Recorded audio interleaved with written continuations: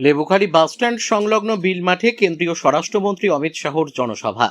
হিঙ্গলগঞ্জে Lebukhali bus stand সংলগ্ন বিল মাঠে কেন্দ্রীয় স্বরাষ্ট্রমন্ত্রী অমিত শাহর জনসভা। হেলিকপ্টারে করে লেবুখালী বাসস্ট্যান্ড সংলগ্ন বিল মাঠে জনসভায় আসেন।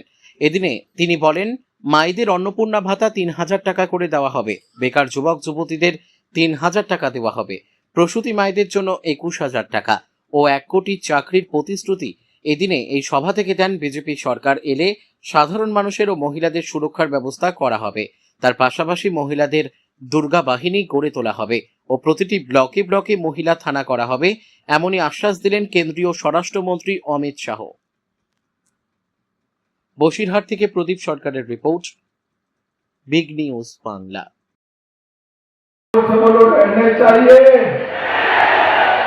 भाइयों बहनों, ये ममता दीदी ने अपनी वोट बैंक के लिए घुसपैठी को घुसाया।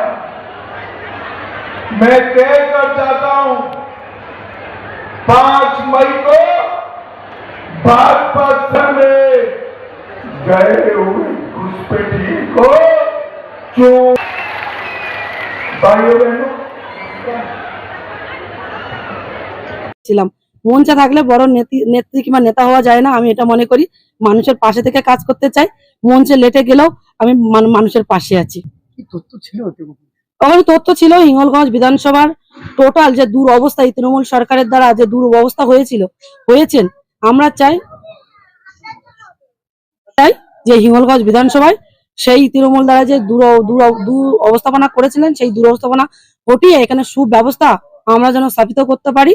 এবং সেটা আমাদের অমিত শাহজি এবং আমাদের নেতা প্রধানমন্ত্রীজি, আমরা ওনাদের নেতৃত্বে আমরা এখানে হিঙ্গলগঞ্জে ব্রিজ এবং রেল লাইন, নদী বাঁধ এবং শুদ্ধ পানীয় জল এবং শিক্ষা, স্বাস্থ্য, এগুলো যেন পুনরায় যেন আমরা জীবিত করতে পারি।